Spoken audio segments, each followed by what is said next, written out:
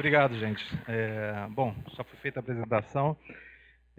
Eu vou passar aqui direto para a questão que eu fui convidado aqui para tratar com vocês hoje. Acho que o maior desafio hoje vai ser tratar desse assunto em 18 minutos. Né? Eu estou aqui de olho já no relógio.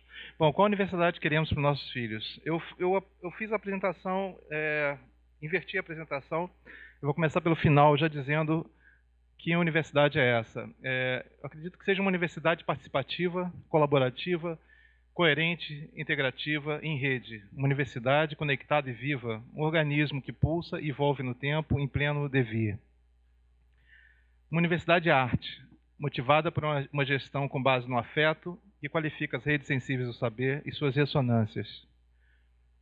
Uma universidade transparente, sem fronteiras, mas ao mesmo tempo capaz de trazer visibilidade aos seus movimentos mais delicados. Aqueles das pequenas forças geradoras de grandes transformações.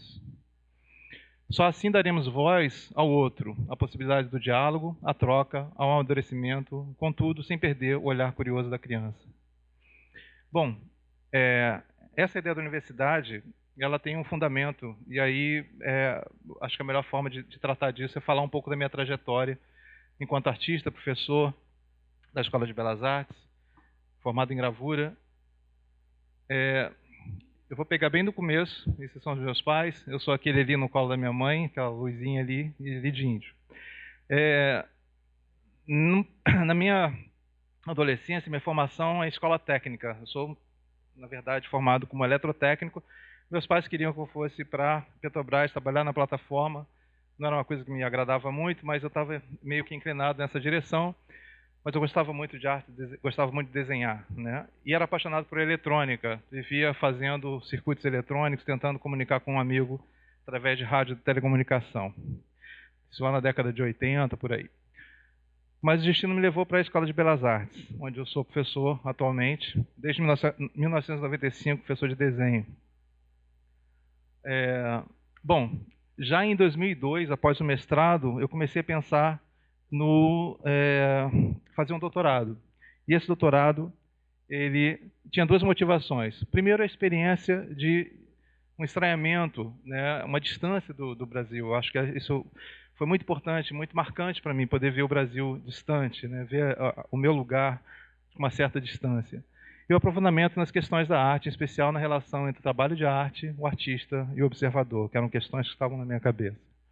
Eu tinha uma hipótese. Né? A hipótese era a intuição de um objeto de arte como um catalisador de energias, uma espécie de nó numa rede de relações afetivas. A arte não estaria no objeto em si, mas num campo invisível de forças, um processo intrinsecamente emergente. Eu tive a oportunidade, em 2003, de conhecer o Roy Ascott, que veio a ser o meu orientador, meu supervisor na Inglaterra. Ele é um visionário, artista, influenciado por uma perspectiva ciberneticista. Ele concebeu essa ideia de uma arte de comportamento, né, behaviorist art. A ideia de uma saída do objeto da forma mais tradicional, fixa, um sistema fechado, para um sistema aberto, responsivo, interativo, em diálogo com o interator. Eu conversei com o Roy e apresentei as minhas ideias e ele aceitou ser meu supervisor. E daí eu consegui uma bolsa em 2005 e fui para a Inglaterra passar 4 anos com a bolsa da CAPES. Fazer o doutorado no Planetary Collision, junto com um grupo de doutorandos de toda parte do mundo. Né? Foi uma experiência muito, muito bacana. Bom, o que veio desse doutorado? Arte como organismo, né? Essa ideia é um insight. Considerando os aspectos relacionais da arte, seus vetores de força afetivos, sua capacidade de se transformar no tempo, seu modo de existência, não poderia tratar o trabalho de arte senão como um organismo vivo na sua própria natureza. Isso era alguma ideia que eu tive bem no início da pesquisa, esse conceito do orgânico. Mas para pensar o orgânico, é importante que haja um modelo, né? Que orgânico é esse? Qual a ideia desse orgânico, né? E eu fui buscar esse modelo, que é um modelo que vem da biologia, mais especificamente da biofísica. É um modelo que explicasse esse orgânico, eu buscava, de uma forma integrativa, não reducionista, não mecanicista. Eu encontrei esse modelo na biofísica, especificamente num fenômeno chamado biofotônica. Eu vou explicar rapidamente. A biofotônica fala que todo organismo vivo ele emite uma luz, fóton. Aqui a gente tem uma imagem de um grão de soja, ali tem um pequeno corte, e com uma câmera voltada para esse grão de soja, durante uma certa exposição, você consegue ver essa emissão fotônica. Isso não é aura, não tem nada esotérico, é bastante científico, até bem ortodoxa a pesquisa. Aqui tem algumas outras imagens. Numa descrição, os biofótons são radiações eletromagnéticas provenientes de organismos vivos. Tais emissões fotônicas são coerentes, extremamente fracas e ocorrem na faixa visível do espectro, ou em outras palavras, luz.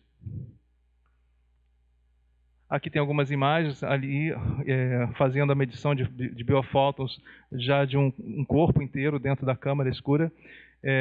Essa câmera é extremamente sensível, são câmeras que são usadas em astrofísica para imagem de nebulosas. Então você imagina o que é sair da nebulosa e apontar para o seu corpo.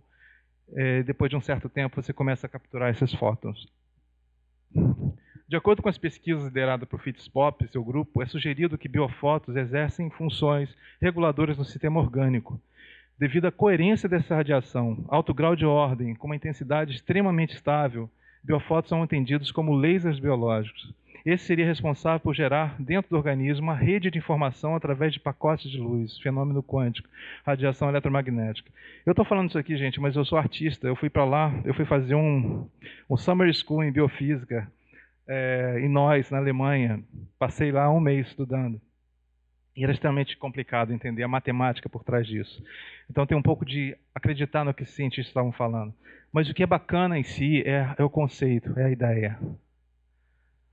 A ideia de que você tem uma rede interna de luz no seu corpo, interconectada, e uma rede externa que a gente está construindo artificialmente. Isso me pareceu fascinante. Então a ideia de obras de arte como organismos vivos em rede, uma ecologia híbrida entre natureza, seres vivos, objetos técnicos, um sistema biotelemático complexo. Daí veio um conceito de hiperorganismo durante a pesquisa, que é a ideia de a obra de arte como hiperorganismo, esse hiper considerando a influência e o ambiente telemático. E veio esse insight de criar trabalhos de arte que contivessem em sua estrutura elementos orgânicos naturais vivos. Bom, com isso veio a ideia de colocar plantas junto com sistemas artificiais. E veio essa ideia, então, de começar a conectar robôs e sistemas orgânicos vivos, no caso, as plantas. Eu vou trazer aqui um exemplo rápido, que é um breathing, foi um trabalho que surgiu durante o doutorado. Ele é um sistema que trabalha com resposta galvânica. Eu faço a leitura da condutividade elétrica na folha e isso é enviado, esse sinal, para um microcontrolador e controla essas perninhas que são, na verdade, um guarda-chuva.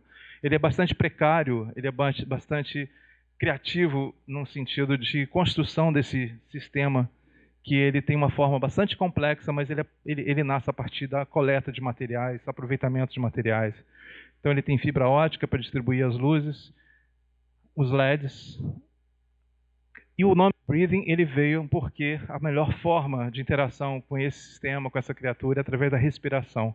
Então aqui tem três pessoas que estão soltando o ar, respirando próximo à folha, e essa é a melhor maneira de interagir.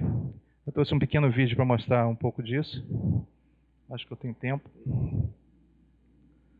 Então aquelas luzes começam a piscar mais rápido e as perninhas dele se abrem quando você se aproxima dele e solta o ar. E é incrível porque você pode estar às vezes a 1 metro de distância. Enfim, eu já trouxe isso aqui para a biologia, a gente já conversou sobre essa resposta das plantas e a gente está tentando destrinchar e aprimorar esse sistema. Bom, como que isso se converte para a universidade? Qual a ideia da universidade? Né? Como que ela absorve essas ideias? E em 2010, quando eu volto, eu crio o NANO, que é o Núcleo de Arte e Novos Organismos. Todo o conceito orgânico, todo o conceito da biologia, ele é base estrutural do NANO. É um laboratório que existe na Escola de Belas Artes, no 6º andar, no prédio da reitoria, E ele é formado por essa equipe linda que está ali, que são os estudantes, bolsistas, pós-graduandos, professores, todos que passam por ali e usam o laboratório para fazer coisas, colocar a mão na massa e pensar essas questões. Tive a sorte de conhecer essa pessoa maravilhosa que está aqui na plateia, que é a Malu Fragoso, que é minha colega no Nano. Assim que eu criei o Nano, convidei a Malu para participar comigo. Ela hoje é coordenadora do Nano desde então. E o trabalho da Malu está dentro dessas questões da hibridação e biotelemática que norteia o laboratório. Vou começar pelo trabalho dela, que é o CHAST atualmente. Tem dois projetos que eu estou trazendo aqui. O CHAST, que é Sistema Habitacional para Abelhas Sem Teto. A ideia da Malu foi criar um sistema onde a gente tem 3 sistemas, na verdade. Um sistema que fica na fazenda, com uma colmeia viva, atuando dentro desse sistema. Um outro sistema que fica na cidade, que recebe telematicamente os dados dessas abelhas e simula no ambiente urbano essa colmeia para que atraia as abelhas que bebem Coca-Cola na cidade. E aí elas são recolhidas e reintroduzidas na fazenda. E na galeria fica um sistema onde a gente consegue ver toda essa simulação do que está acontecendo. Isso aqui foi uma apresentação dentro do Hiperorgânicos. É uma variante desse projeto chamado Nós Abelhas, onde você pode entrar na colmeia. O outro projeto é o Telebiosfera. É um projeto que surge da ideia de criar 2 domos biotelecomunicantes, onde eu tenho como elemento interativo um terrário com plantas. À medida que eu interajo com esse terrário, eu tenho, então, modificação na imagem e na sonoridade que é enviada para a segunda telebiosfera e vice-versa. A gente procurou estruturas que levassem a uma forma. A primeira forma foi essa. Aqui a gente tem um sistema de projeção via espelho para criar essa projeção em domo. Ali fica o terrário e os hiperbots, que são esses robozinhos que fazem leitura de umidade, temperatura, resposta galvânica. Os bracinhos deles pegam na folha e fazem leitura da resposta galvânica, no mesmo sentido do breathing. Aqui é o sistema de projeção. Aqui é a ideia dessa imagem. Essa imagem eu queria que fosse uma imagem abstrata, que não fosse exatamente um Skype entre telebiosferas, mas alguma coisa que apresentasse uma forma do corpo, mas que ela pudesse ser abstraída. E a gente trabalhou com esses sistemas de partículas. E aqui eu tenho um pouquinho da Bárbara experimentando.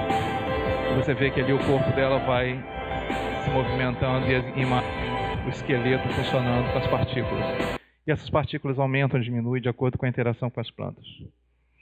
Atualmente a gente está trabalhando nessa forma, que é parametrizada, ou seja, aquela telebiosfera evoluiu para esse sistema, que a gente está trabalhando com o apoio do LAMO, da Faculdade de Arquitetura da UFRJ, que são nossos parceiros, e ela está virando um bicho, na verdade, ela só falta andar, né? Espero que daqui a pouco o próximo passo seja fazer ela andar pela sala. Isso foi a última forma, que está com 1,30 m mais ou menos, mas a gente vai fazer uma que tem 2,80 m, e você vai entrar nesse espaço e conviver ali com as plantas e com o domo. Aqui é o sistema de projeção, quer dizer, aquele domo anterior virou essa pequena estrutura que vai estar ali dentro do corpo da telebiosfera. Tem uma variante desse trabalho também. A gente tem investido muito na pesquisa de vestíveis, né, de wearables, e a ideia era, por que não alguém que carregasse essa planta num domo vestível ou algo semelhante. E a gente criou essa estrutura, onde você tem a planta, a performer respira ali, e o próprio respirar provoca mudanças na planta, mudanças no sistema, e que podem ser transmitidas aí. As mudanças são locais, elas afetam as cores desse LED, e ela interage com as pessoas a partir desse sistema. Mas a ideia é que essa interação seja enviada para o domo. Bom, a gente trabalha metodologicamente com oficinas, né? Eu gosto muito dessa oficina, que é a oficina de criar coquedamas, que são essas estruturas que ficam suspensas, que é um lugar da gente colocar a mão na terra, voltar para o chão. Eu acho isso muito importante, já que a gente vive um momento bastante material de um aspecto e bastante concreto por outro, e a terra é algo que nos conecta de novo com a realidade. Eu gosto muito dessa ideia de colocar a mão na lama e construir essas formas que vão para os trabalhos. Nós temos esses organismos solares, que são oficinas de eletrônica, para a criação desses pequenos bichinhos que ficam no sol e no jardim, e eles emitem som. E as crianças adoram, elas participam das oficinas. Eu acho que é o primeiro passo da introdução da eletrônica e dessas experiências. A imersão é um outro método que a gente utiliza, onde a gente fica por, às vezes, uma semana, 3 dias. A gente se retira para uma fazenda com o grupo todo e nós fazemos os protótipos dos trabalhos, desenvolvemos pequenas etapas dos trabalhos e temos intensas conversas. E, enfim, num ambiente que é bastante amigável e construtivo, bastante orgânico em sua natureza. Aqui são algumas imagens. Essa é a nossa equipe. Nós publicamos também, né? Também escrevemos. E ano passado a gente teve a oportunidade de escrever um número especial em cima do conceito do Roy Ascott, que é Multimedia, que é um conceito bastante atual e pertinente. E a gente publicou esse journal com convidados brasileiros e estrangeiros.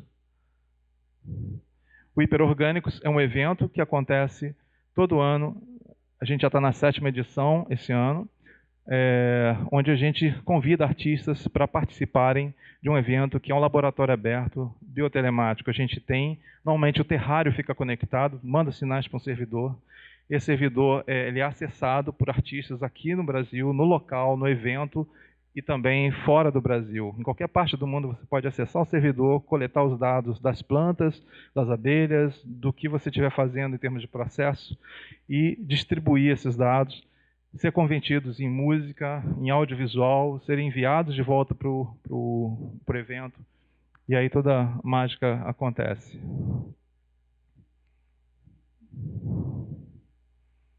E aí são algumas imagens. E eu fecho por aqui dizendo que os projetos do Nano buscam explorar as possibilidades da rede de forma lúdica, imersiva, reiterando a ideia de que estamos interconectados não apenas pelas tecnologias da informação, mas por uma rede sensível de afetos que nos permeiam de forma invisível aos olhos, mas que na arte, de maneira poderosa, tem a capacidade de nos fazer perceber. O Nano espelha o que imagino para a nossa universidade, essa universidade que quero para nossos filhos e creio que ela sempre será construída no agora. Obrigado.